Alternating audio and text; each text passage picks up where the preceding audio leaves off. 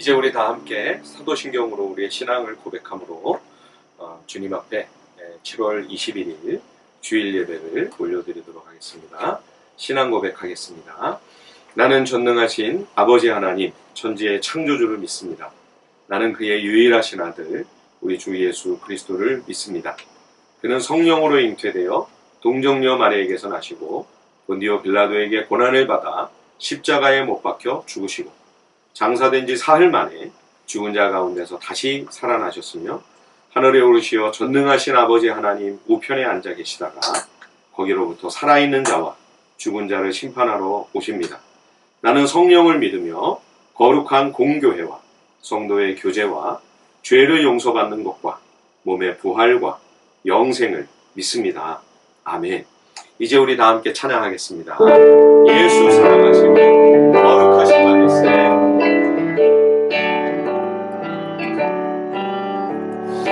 예수 사랑하시는 거룩하신 말일세. 우리는 약하나 예수 권세 많도다. 날 사랑하시니 날 사랑하시니 날 사랑하신 성경에 써있네. 나를 사랑하시고 나의 죄를 아시소. 하늘 문을 여시고 들어가게 하시네. 날 사랑하신 날 사랑하신 날 사랑하신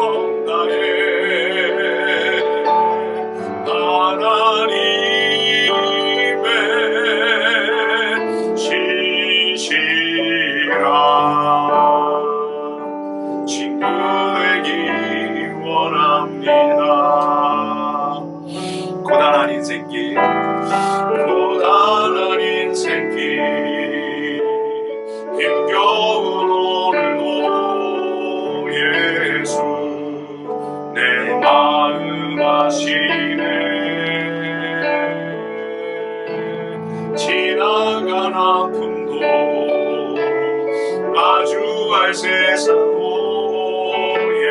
예수 내 마음 아시네. 하루를 살아도 기쁨으로 가리 예수 늘 함께 하시네. 아멘. 후회도 염려도 온전히 맡기리 예수 늘 함께 하시네. 믿음의 눈 들어 주를 보리. 또한 지나가리라.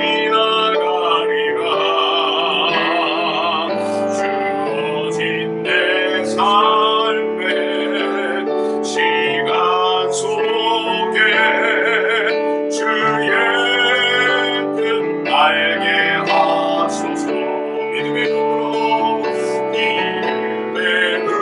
들어 주를 보리. 이 또한 지나가리라. 주어진 내 삶의 시간 속에 주의 뜻 알게 다시 한번 믿음의 눈 들어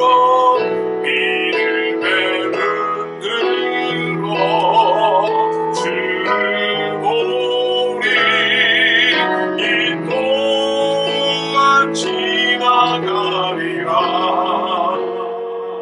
주어진 내 삶의 시간 속에 주의 뜻 알게 하소서.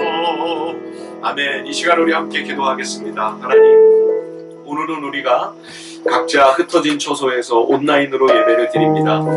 비록 우리가 영상 앞에 있지만 그러나 이 시간 우리는 하나님 앞에서 하나님께 예배를 드립니다. 주여, 이 시간에도 주님 동일한 은혜를 베풀어 주시기를 원합니다. 우리에게 말씀하여 주시고 각자 있는 그 자리에 성령 하나님 찾아오셔서 주님의 음성을 들려주시며 그 귀한 진리의 말씀 앞에 아멘하고 순종하는 그런 하나님이 기뻐 받으시는 귀한 예배가 되도록 은혜 베풀어 주옵소서. 우리 은혜를 사모하는 마음으로 이 시간 합심하여 기도합니다. 아버지 하나님 감사합니다. 오늘도 비록 우리가 함께 모여 예배드리지는 못합니다. 그래도 아버지 하나님 이렇게 우리가 주님 앞에 정말 하나님 앞에서 예배할 수 있는 이 귀한 은혜를 허락하여 주시면 감사합니다. 예배할 수 있는 건강을 주시고 예배할 수 있는 상황과 평화를 주시고 아버지 하나님 모든 영광을 허락하여 주심도 주님 앞에 감사합니다. 이 시간 각자의 처소에 흩어져 있지만 그 있는 자리자리마다 성령님 임재하여 주시고 역사하여 주시는 귀한 시간 되기를 원합니다. 하나님의 음성을 듣게 하시고 그 진리의 말씀 앞에 아멘으로 화답하는 우리의 영혼들 되도록 주님은 총백으로 주옵소서. 그 진리의 말씀에 순종하여 걸어가고 아버지 하나님 하나님의 은혜를 누리고 또 그 귀한 생명과 은총을 나눠주는 축복의 통로로 살아가는 우리들 되도록 하나님 은총 베풀어 주옵소서. 하나님 아버지 감사합니다. 우리를 죄에서 건져주시고 전적으로 타락하고 부패하여 소망 없는 우리를 하나님의 자녀로 삼아주심을 감사합니다. 이스라엘 백성이 하나님 음성에 귀를 기울이지 않고 자기 뜻과 고집과 욕심대로만 행하는 모습을 보면서 내 자신의 교만과 악함을 보게 됩니다. 그런데도 하나님 우리를 버리거나 나를 포기하지 않으시고 하나님의 사랑받는 자녀로 택하여 주시고 우리를 위해 당신의 그 귀한 아들 예수 그리스도를 보내주셔서 그 아들 예수 그리스도의 십자가의 피로 우리를 깨끗이 씻어주시고 부활의 소망으로서 우리에게 눈에 보이는 것이 전부가 아님을 일깨워 주시니 감사합니다. 이 땅에서의 삶이 우리의 모든 것이 아니니 주님 세상 탐욕의 노예가 되어 살지 않도록 우리에게 믿음을 더하여 주옵소서. 이 땅에 속한 우상 숭배적인 가치가 삶의 중심이 되어버리지 않도록 영의 눈을 열어주시기를 원합니다. 살아계신 하나님을 볼 수 있도록, 하나님을 느낄 수 있도록 영적인 감각이 살아나게 하여 주사 하나님의 일하심을 깨닫게 하여 주옵소서.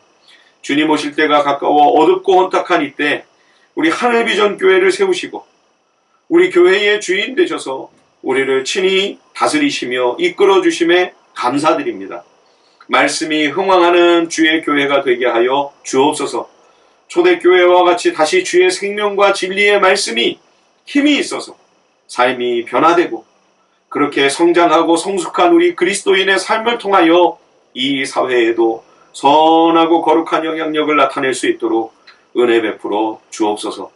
날마다 매일의 삶의 현장이 고달프고 힘듭니다. 그러나 늘 하나님 앞에서 살게 하시며 항상 주의 말씀 앞에 서게 하여 주옵소서. 그래서 나에게 말씀하시는 주님의 음성을 듣게 하시고 그 말씀을 따라 순종하는 하나님의 사람들이 되게 하여 주시기를 원합니다. 협력하는 우리 선교사님들과 국내외 교회 공동체 위에 크신 은혜를 더하여 주시기를 기도합니다. 귀한 주의 종들을 통해 하나님의 선하신 뜻이 이루어지게 하옵소서. 그들을 통하여 주의 영광이 나타나게 하여 주시고 생명과 구원의 역사가 끊이지 않도록 은혜를 베풀어 주옵소서. 환우들에게 은혜를 더하여 주시기를 원합니다. 건강을 온전히 회복할 수 있도록 주의 자비와 긍휼을 내려 주옵소서. 우리 황인순 성도님에게 주님 은혜를 더하여 주시기를 원합니다. 병원에 입원 중에 있는 우리 한봉길 성도님을 주님 기억하여 주옵소서. 정확한 원인을 꼭 발견할 수 있도록 도와주셔서 필요한 처치가 제대로 이루어져서 하루속히 건강하게 태어날 수 있도록 주님 도와 주옵소서. 오늘은 온 식구들이 예배당에 모이지 못하고 각자의 자리에서 이렇게 예배를 드립니다. 그러나 하나님 앞에 예배합니다. 말씀에 더욱 집중할 수 있는 은혜를 허락하여 주옵소서. 우리의 예배가 이 시간으로만 마치지 않기를 원합니다. 각자 자신이 살아가는 그 자리에서 그 생활의 현장 속에서 계속해서 삶의 예배가 이어지는 한 주가 되게 하여 주옵소서. 이 시간을 주님께 의탁하며 예수님의 이름으로 기도하옵나이다. 아멘. 여러분 반갑습니다. 오늘은 온라인으로 실시간 유튜브로 이렇게 여러분들에게 인사를 드리고 여러분들을 만납니다. 여러분들에게 하나님의 큰 은혜와 복이 충만하시기를 간절히 바랍니다. 교회의 전기 공사 관계로 오늘은 이렇게 온라인 실시간 예배를 드리는데요. 아마 화요일 오전에 공사가 진행될 것으로 그렇게 생각이 됩니다. 그래서 월요일, 화요일 새벽에는 음성으로 파일을 카톡으로 보내드리고요. 화요일 공사가 끝나면 아마 수요일 새벽부터는 정상적으로 예배를 드릴 수 있을 것으로 그렇게 기대를 합니다. 여러분들에게 공지를 보내드리도록 하겠습니다. 이번 수요일 예배 후에는 정기 당회가 있겠습니다. 또 너무 서운하고 섭섭한 광고인데요. 우리 한동원 성도님과 황인순 성도님이 이번 토요일에 멀리 저 경남 거제로 이사를 가시게 되었습니다. 그래서 오늘 사실 모여서 가시기 전에 이제 같이 예배를 드리고 또 우리가 함께 좀 기도하고 또 축복하고 그렇게 시간을 가지려고 했는데 오늘 이렇게 온라인 예배가 되는 바람에요. 아마 수요일날 예배가 가능하게 된다면 아마 우리 한동원 성도님은 수요일날 예배에 꼭 오시겠다고 했습니다. 그때라도 우리 한 성도님 한 분이라도 우리가 좀 인사를 나누고 그랬으면 참 좋겠습니다. 하나님께서 우리 두 분의 가시는 길에 늘 함께 동행해 주시고 특별히 우리 황인선 성도님 주님께서 건강을 회복시켜 주시고 하나님의 은혜가 이 가정에 함께 하기를 주님의 이름으로 축복합니다. 우리 성도님들도 기도해 주시기를 바랍니다. 오늘 우리에게 주시는 하나님의 말씀은 예레미야 32장 6절에서 15절입니다. 예레미야 32장 6절로 15절 오늘은 제가 봉독하겠습니다. 예레미야 구약성경 예레미야 32장 6절에서 15절까지의 말씀입니다. 예레미야가 이르되 여호와의 말씀이 내게 임하였느니라 이르시기를 보라 내 숙부 살롬의 아들 하나멜이 내게 와서 말하기를 너는 아나돗에 있는 내 밭을 사라 이 기업을 물을 권리가 내게 있느니라 하리라 하시더니 여호와의 말씀과 같이 나의 숙부의 아들 하나멜이 시위대 뜰 안 나에게로 와서 이르되 청하노니 너는 베냐민 땅 아나돗에 있는 나의 밭을 사라 기업의 상속권이 내게 있고 물을 권리가 내게 있으니 너를 위하여 사라 하는지라 내가 이것이 여호와의 말씀인 줄 알았으므로 내 숙부의 아들 하나멜의 아나돗에 있는 밭을 사는데 은 17세겔을 달아주되 증서를 써서 봉인하고 증인을 세우고 은을 저울에 달아주고 법과 규례대로 봉인하고 봉인하지 아니한 매매 증서를 내가 가지고 나의 숙부의 아들 하나멜과 매매 증서의 인친 증인 앞과 시위대 뜰에 앉아있는 유다의 모든 사람 앞에서 그 매매 증서를 마세야의 손자 네리야의 아들 바룩에게 붙이며 그들의 앞에서 바룩에게 명령하여 이르되 만군의 여호와 이스라엘의 하나님께서 이와 같이 말씀하시기를 너는 이 증서 곧 봉인하고 봉인하지 않은 매매 증서를 가지고 토기에 담아 오랫동안 보존하게 하라 만군의 여호와 이스라엘의 하나님께서 이와 같이 말씀하시니라 사람이 이 땅에서 집과 밭과 포도원을 다시 사게 되리라 하셨다 하니라. 아멘. 예, 오늘 본문 예레미야 32장 1절을 보시면 유다왕 시드기야 10년에 하나님께로부터 대언자 예레미야에게 하나님의 말씀이 임합니다. 이 유다왕 시드기야는 11년을 통치를 했죠.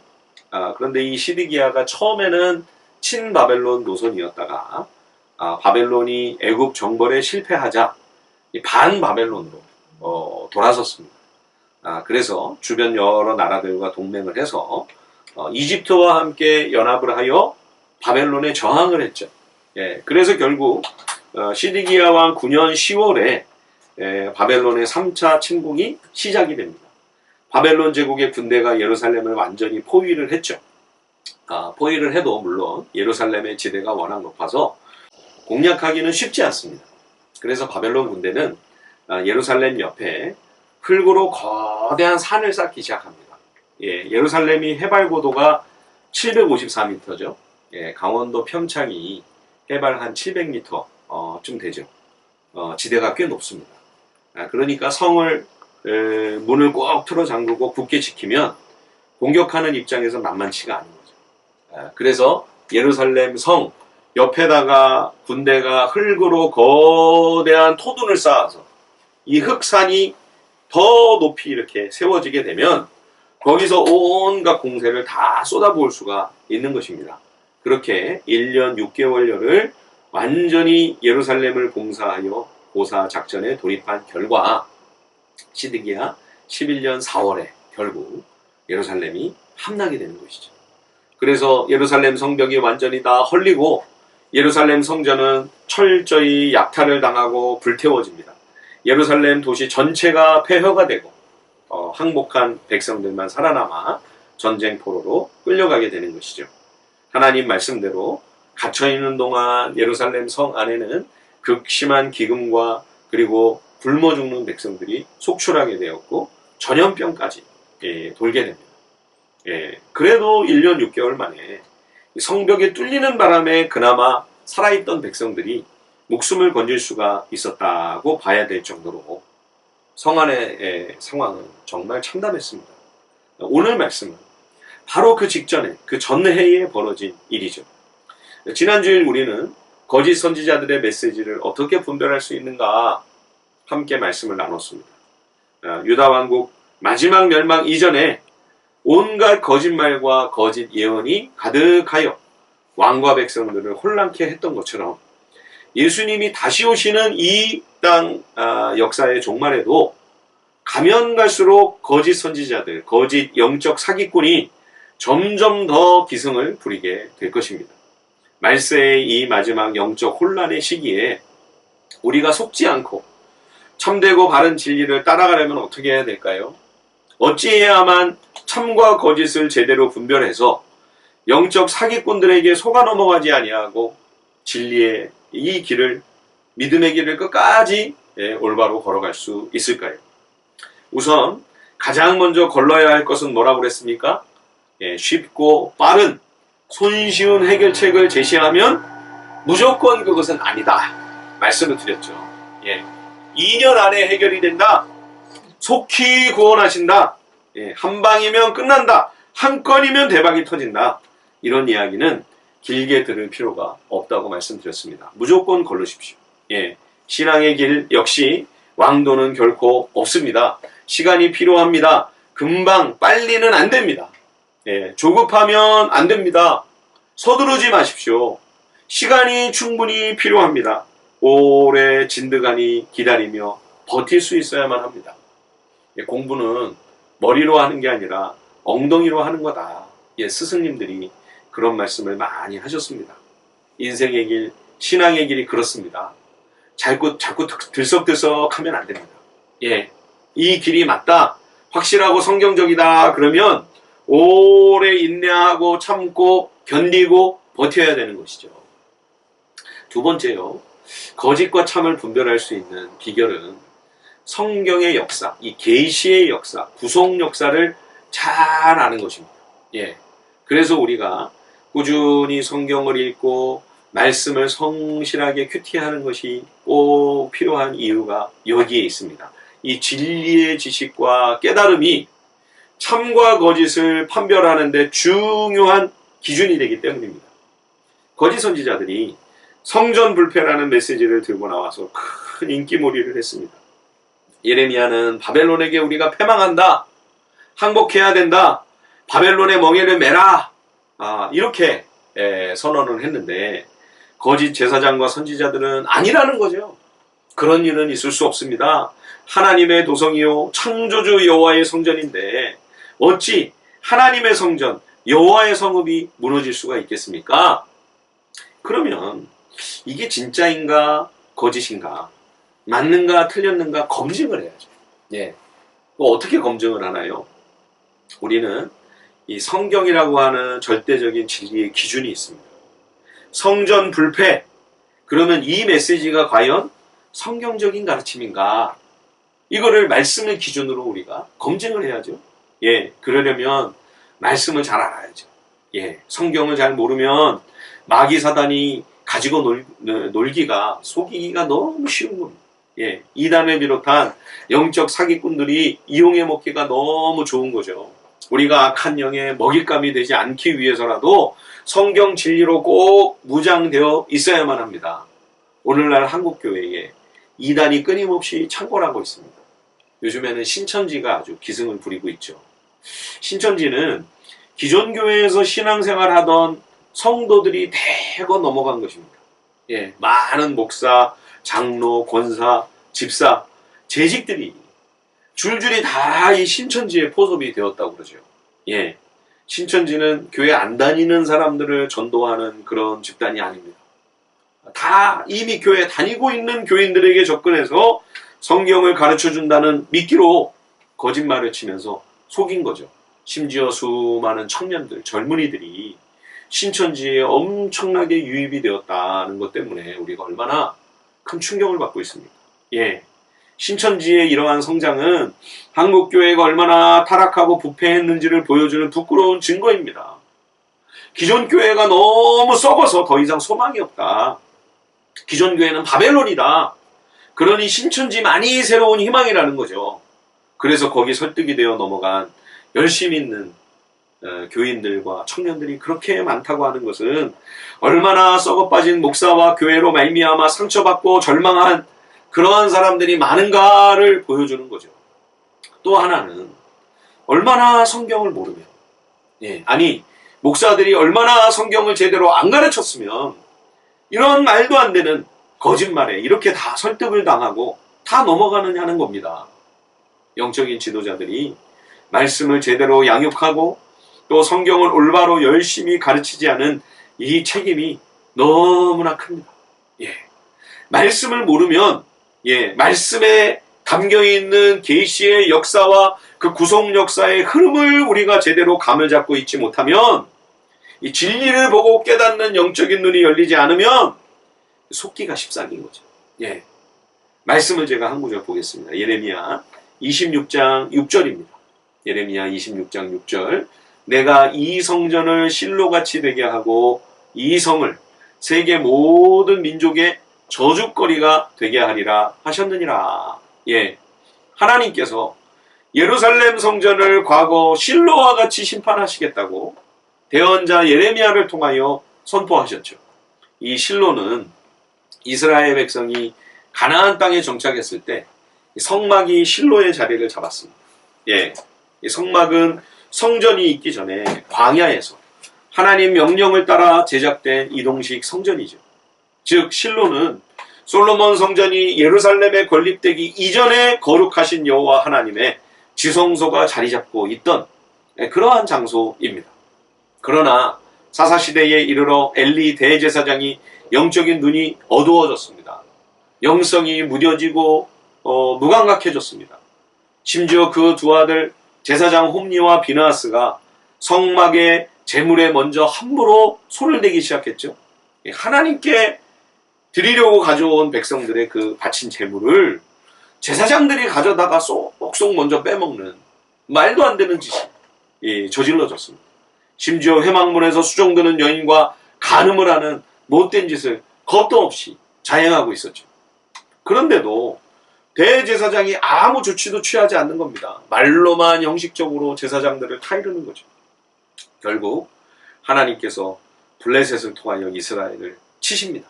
예, 그 전쟁에서 뒤늦게 증거궤를 메고 나간 제사장 홈니와 비나하스가 그 전쟁터에서 죽고, 예, 증거궤를 블레셋에 빼앗겨 버리죠. 이 소식을 들은 대제사장 엘리는 충격을 받고 쓰러져 목이 부러져 죽습니다. 그러면서 실로가 황폐하게 되죠. 예, 여러분, 성전이 불패라면, 성전 불패라는 그 메시지가 진리라면 어떻게 여호와의 지성소요 하나님의 거룩한 성소가 자리했던 성읍이 그렇게 무너질 수가 있습니까? 어떻게 증거궤를 빼앗길 수가 있죠? 실로가 왜 망했습니까? 하나님의 지성소가 있었던 실로가 어떻게 폐허가 될 수가 있었을까요? 예, 심지어 여호와의 증거궤마저 빼앗기지 않았습니까? 교회는 보이는 교회만 있는 것이 아니고요. 두 종류의 교회가 있습니다. 하나는 유형교회, 또 하나는 무형교회입니다. 유형교회는 보이는 이 땅의 교회입니다. 이 세상에서 우리가 수도 없이 많이 보고 아는 교회, 또 우리가 소속이 되어 성도들과 함께 신앙생활하고 있는 보이는 교회, 이것이 유형교회입니다. 그러나 진정한 교회, 본질적인 교회는 유형교회가 아니고 무형교회입니다. 보이지 않는 교회, 온 세계의 구원을 받은 모든 하나님 백성들의 총합이 바로 이 무형교회이죠.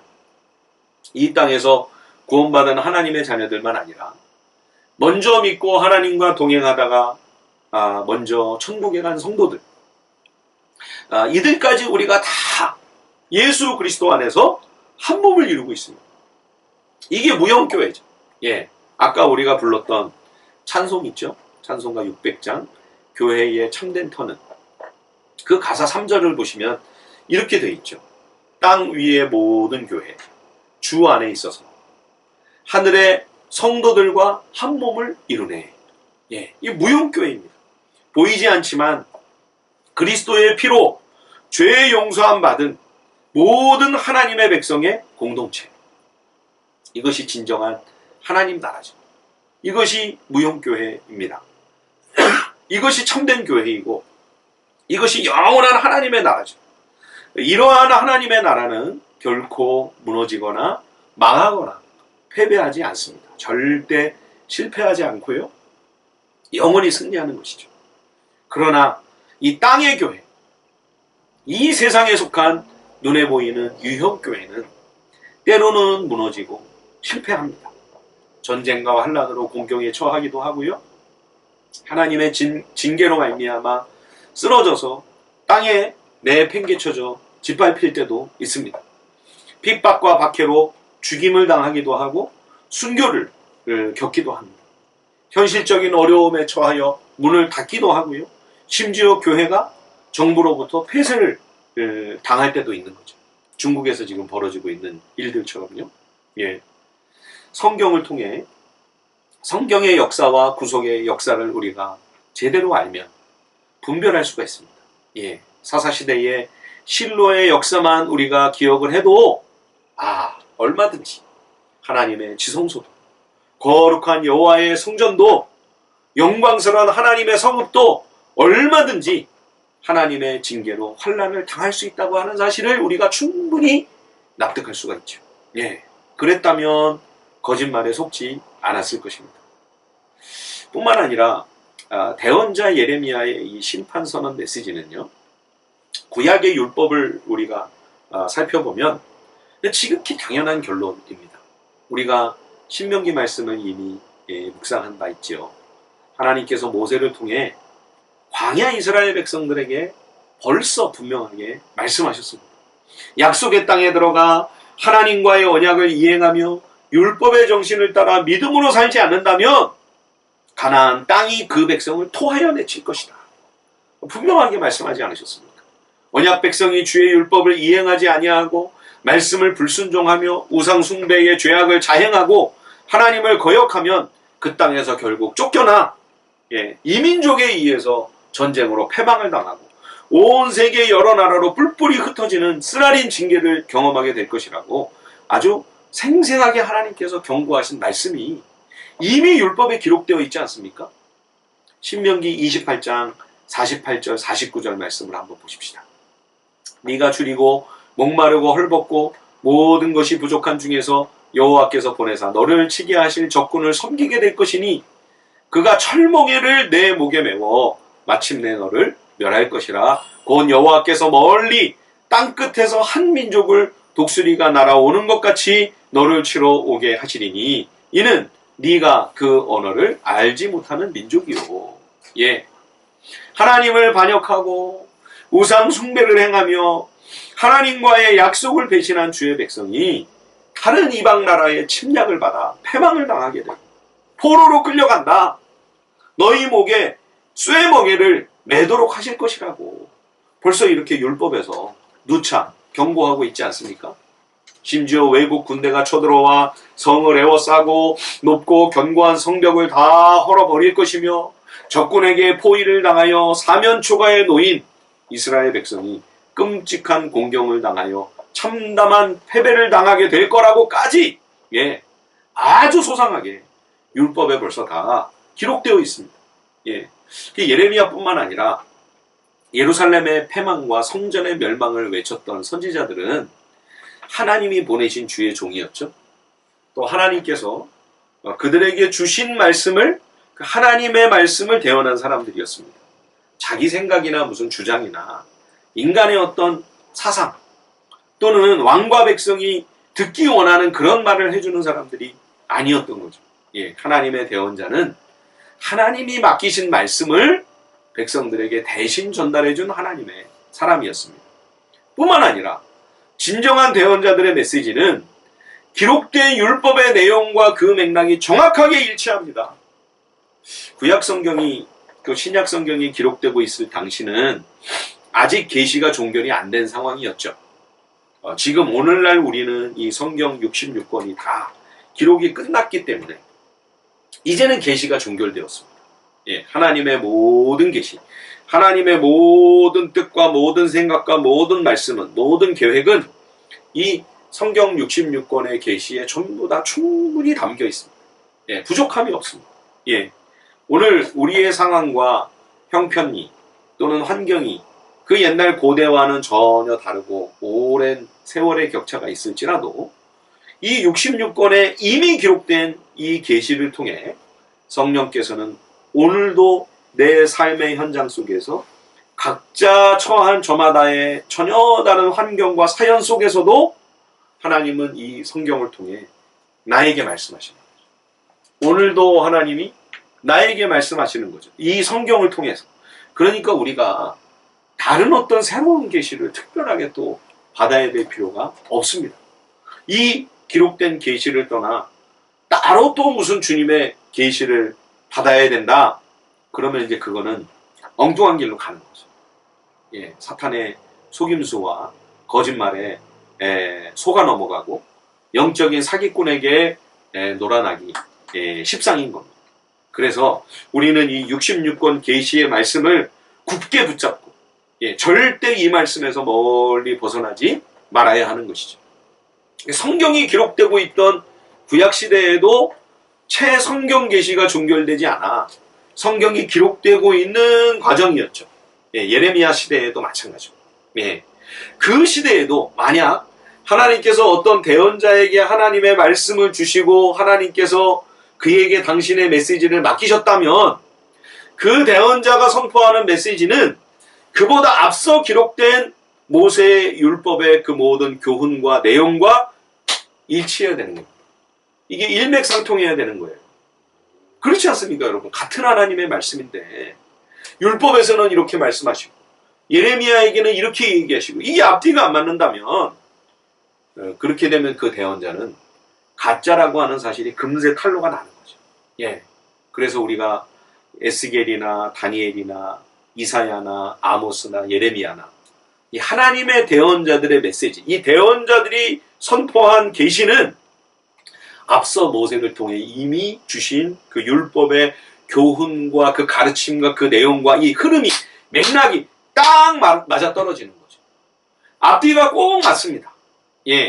그러니까 대언자의 메시지가 참이냐 거짓이냐 율법에 비춰보면 답이 금방 나오는 거죠.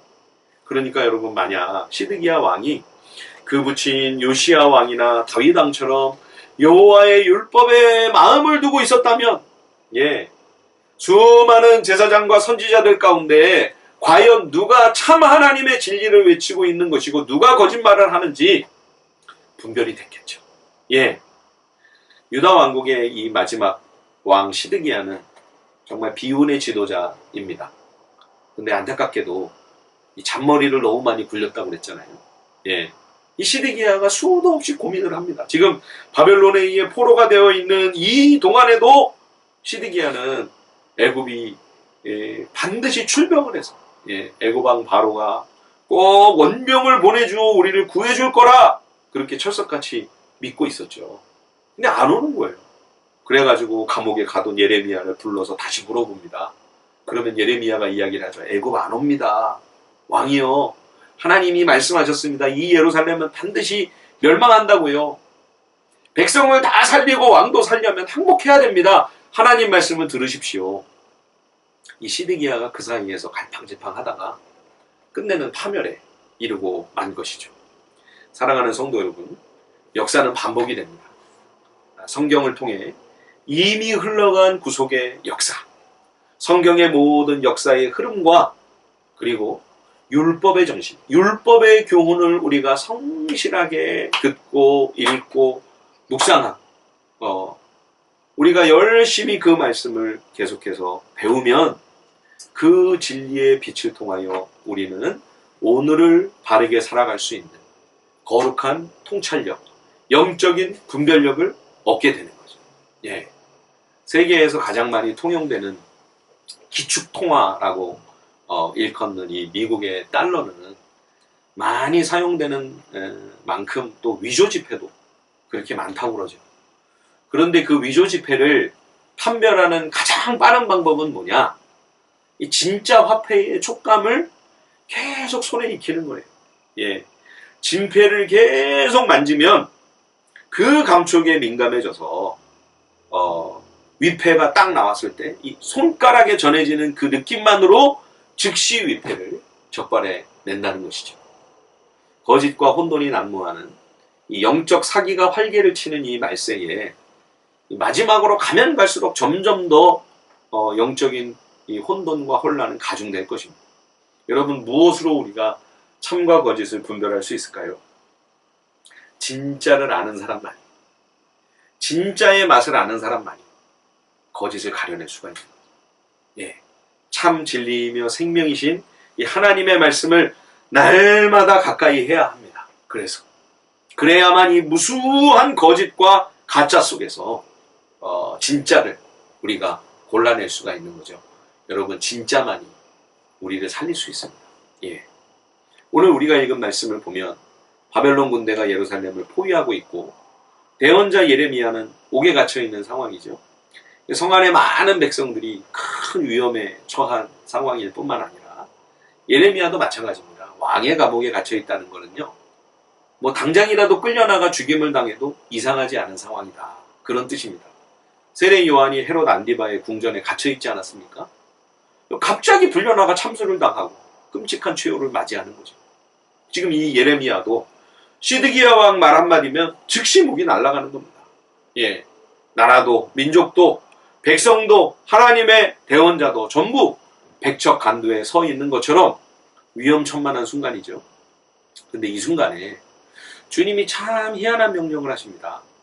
예레미야의 숙부 살룸의 아들 하나멜이라는 사람이 있었습니다. 이 사람이 무슨 이유인지 자기 기업, 자기에게 유산으로 상속될 그 자기 몫의 땅을, 기업을 잃어버렸습니다. 그래서 지금 삼촌 예레미야에게 와가지고 땅을 사달라고 지금 간청하는 겁니다. 아니, 언제 죽을지도 모르는 이 옥에 갇혀있는 삼촌에게 자기 땅을 사달라는 거예요. 뜬금없이. 그런데 대언자 예레미야는 이것이 하나님의 뜻임을 알았습니다. 그래서 순종하죠. 자기 대리인인 바룩을 통해 계약서를 쓰고 사람들이 다 보는 앞에서 땅값을 치르고 정식으로 매매 계약을 체결합니다. 왜 하나님께서 이런 명령을 하셨을까요? 예, 하나님께서 이 성읍 예루살렘 백성의 모든 삶의 터전을 회복시켜준다는 메시지죠. 예, 다시 이 땅으로 돌아와 이렇게 사고 팔고 매매하고 계약서를 쓰고 하는 이 정상적인 일상을 살게 하시겠다. 강렬한 하나님의 의지가 담긴 하나님의 약속의 행위입니다. 자, 15절 말씀 한번 보실까요? 예레미야 32장 15절입니다. 만군의 여호와 이스라엘의 하나님께서 이와 같이 말씀하시니라. 사람이 이 땅에서 집과 밭과 포도원을 다시 사게 되리라 하셨다 하니라. 예, 또 44절 말씀도 제가 한번 읽어보겠습니다.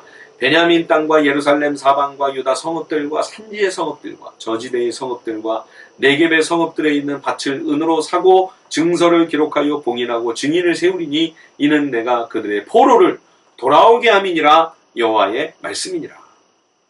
자, 그런데 여러분, 지금 이 대언자 예레미야가 이 밭을 사는데 이 땅은 예레미야의 땅이 되는 게 아니라 조카의 땅입니다. 조카가 잃어버린 그 땅을 예레미야가 사서 하나멜의 소유가 되게 하는, 이건 기업을 무르는 행위죠. 예, 자, 8절 한번 다시 한번 보십시오. 예레미야 32장 8절입니다. 여호와의 말씀과 같이 나의 숙부의 아들 하나멜이 시위대 뜰 안 나에게 와서 이르되 청하노니 너는 베냐민 땅 아나돗에 있는 나의 밭을 사라. 기업의 상속권이 내게 있고 물을 권리가 내게 있으니 너를 위하여 사라 하는지라. 내가 이것이 여호와의 말씀인 줄 알았으므로. 어떤 사람이 조상대대로 자기에게 상속되는 땅을 다른 사람들에게 팔아 넘겨야만 하는 그런 일이 벌어지는 거죠. 예, 아마 경제적인 사정이 어려워 불가피한 그런 경우가 생긴 겁니다. 심지어 고대에는 자기 자신을 종으로 팔아 넘길 수밖에 없는, 그죠? 빚이 많아가지고 도저히 빚을 못 갚으니까 스스로 종이 되고 노예가 되는 거죠. 예, 그럴지라도 이제 7년만 다 돌아오는 안식년이 되면 그때까지 갚지 못한 빚을 다 탕감해주고 또 노예 문서도 불태워가지고 이 종을 자유케 해주는 율법이 있습니다. 예. 그리고 이제 50년째가 되는 희년이 되면 땅도 다 원주인에게로 돌려주죠. 예. 그러니까 이 하나멜도 만약에 50년을 기다리면 저절로 이제 자기에게 이 땅에 돌아오게 되는 건 아니겠습니까? 그러나 50년은 너무 길잖아요. 그렇죠? 그래서 그 전에라도, 예, 다음 해라도 가까운 친척이 있어 누가 그 밭을 자기 돈으로 사서 잃어버렸던 그 땅을 다시 되찾게 해주면, 그쵸? 그러면 그 잃어버린 기업을 찾을 수가 있는 거예요. 예, 이거를 기업 무른다, 이렇게 표현을 합니다. 이 기업을 무르는 사람, 지금 이 예레미야가 기업 무르는 자죠. 그죠? 예레미야가 자기 돈으로 땅을 사서 이 조카에게 자기 땅을 되찾게 해주는, 이 사람이 바로 기업 무르는 자입니다. 히브리어로 하면 이거를 고엘이라고 합니다. 고엘. 이 고엘을 성경에서 또 뭐라고 번역을 하냐면 구속자라고 이렇게 번역을 했습니다. 구속자. 자기 소유로 자기가 값을 치르고 자기가 손해를 보고 희생을 하고 대가를 지불해서 다른 사람을 도와주는 것 아니겠습니까? 그래서 이거를 구속자, 구원자라고 표현하는 거죠. 오늘날도 그렇지만 옛날에 그 고대의 땅은 삶의 터전이죠. 기억을 잃어버리는 것은 자신의 모든 것을 잃는 것이요, 인생을 잃는 것이나 다름이 없지 않았겠습니까? 그런데 누군가 그 땅을, 내 땅을 자기가 큰 돈을 들여 자기 재산을 할애해서 그 밭을 사가지고 그거를 내 소유로 다시 되돌려준다? 그 사람은 정말 나에게 구원자 같은 사람이 아니겠습니까? 그죠? 그래서 성경에 나오는 이제 보아스가 대표적인 고엘, 구속자이죠. 자기의 많은 재산을 갖고 엘리멜렉의 그 잃어버렸던 땅을 사가지고 그 아내와 자부인 나오미와 룻의 삶의 터전을 되찾아주는 거죠. 그래서 보아스가 예수님을 예표하는 모형이죠. 우리의 구속자, 우리의 진정한 구원자는 예수 그리스도가 아니십니까?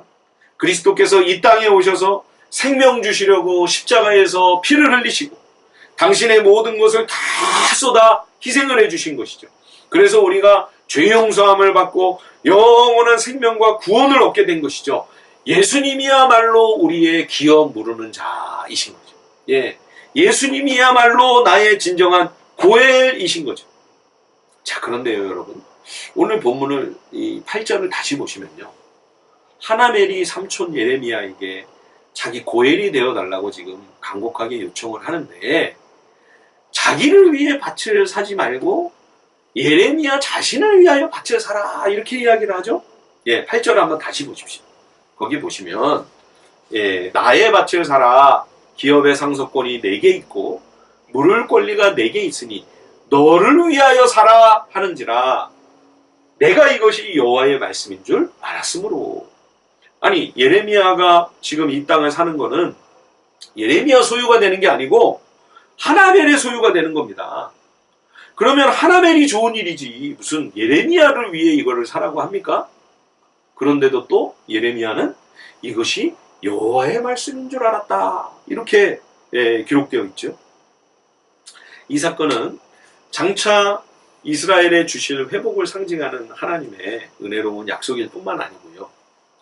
마지막 종말의 때를 살아가는 하나님의 사람들이 어떤 삶의 태도와 자세로 하나님 앞에서 우리의 인생길을 걸어가야만 되는지를 보여주는 아주 상징적인 메시지입니다. 어렵고 힘든 위기의 상황이 닥치면 사람들은 자꾸만 다른 이들을 생각하기보다는 우선 내 자신만을 챙기려고 본능적으로 더 이기적이 되곤 하죠. 그러나 그렇게 자신만을 위해 욕심을 내다 보면 모두가 함께 공멸의 길로 가게 되는 거죠. 그래서 율법의 정신은 욕심 부리다가 다 같이 죽는 그런 일이 아니고요. 다른 사람을 살림으로 나도 함께 사는 그러한 구원의 길을, 생명의 길을 우리에게 제시하고 있는 것이죠. 예수님이 걸어가신 그 고엘의 길, 그 구속자의 길이 바로 그런 길이 아니었습니까? 십자가와 부활의 길을 가만히 생각해 보면 예수님은 예수님 좋은 일을 하러 오신 게 아니라 남 좋은 일을 하러 오셨죠. 그렇죠? 우리를 위해, 우리를 살리기 위해 당신의 모든 것을 다 바쳐 희생을 하셨습니다. 그런데 하나님 아버지께서는 예수 그리스도께 부활의 승리와 부활의 영광을 주시죠. 그래서 그리스도는 우리를 살리심으로 더욱 존귀케 되십니다. 우리는 내 이익만 챙기지 않으면 남 좋은 일만 했다고 바보 취급을 하곤 합니다. 그러나 성경의 정신, 율법의 정신은 남 좋은 일을 하는 것입니다. 남 좋은 일을 함으로 나도 함께 사는 겁니다. 그것이 율법의 길입니다. 결국 여러분 우리에게는요, 두 가지 선택뿐입니다. 모두가 다 같이 죽느냐, 아니면 다 같이 사느냐. 나 혼자만 사는 길은 없습니다. 나 혼자만 살려고 하면 다 같이 죽는 겁니다. 다 같이 죽을 거냐, 다 같이 살 거냐. 우리의 선택은 이 두 가지뿐이에요. 예. 마지막 때를 살아가는 우리에게 하나님은 우리가 끝까지 길을 잃지 않고 생명과 진리의 길로 나아갈 수 있는 그러한 구원의 길을 우리에게 제시해 주시고 계십니다. 성경의 역사를 우리가 깊이 꿰뚫고 있어야 되겠습니다. 그리고 율법에 담겨있는 이 율법의 정신과 사상을 우리가 부지런히 깨우친다면 우리는 길을 잃지 않을 것입니다. 뿐만 아니라 하나님은 우리가 다 같이 사는 길을 우리에게 보여주십니다.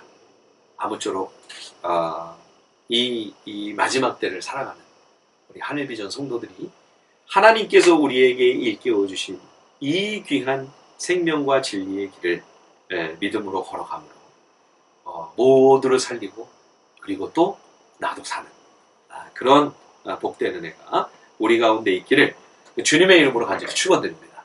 기도하겠습니다. 하나님 아버지 감사합니다. 은혜를 베풀어 주셔서 우리로 하여금 참 믿음의 길을 걸어갈 수 있도록 하나님 우리를 불쌍히 여겨주시기를 원합니다.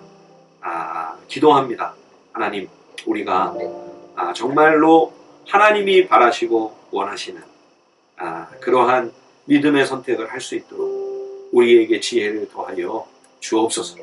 성경의 역사와 율법을 통해 거룩한 통찰력과 영적 분별력을 주셔서 이 마지막 때에 우리가 길을 잃지 않도록 주님 은혜 베풀어 주시기를 원합니다. 뿐만 아니라 우리가 다 같이 멸망하는 어리석은 선택을 하지 않도록 우리 주님이 그러하셨듯이 다른 사람들을 살리고 나도 같이 사는 그러한 가장 지혜로운 최선의 선택을 할 수 있는 믿음의 사람들이 될 수 있도록 은혜 베풀어 주옵소서.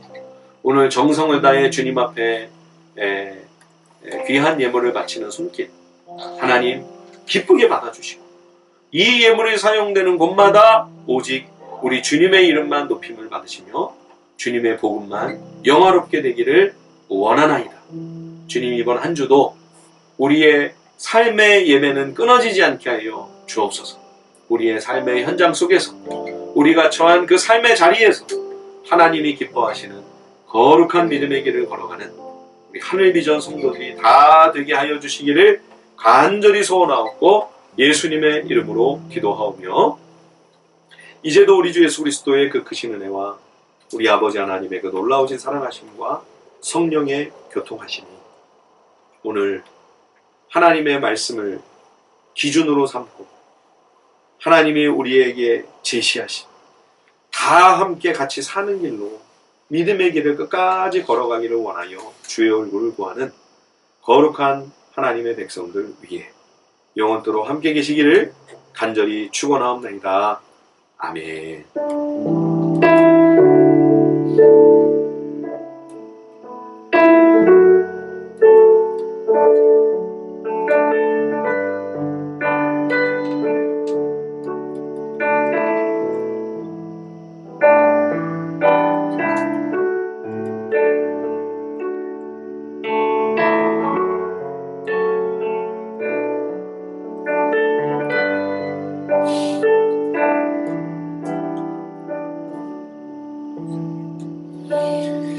여러분 감사합니다. 예배를 마치겠습니다.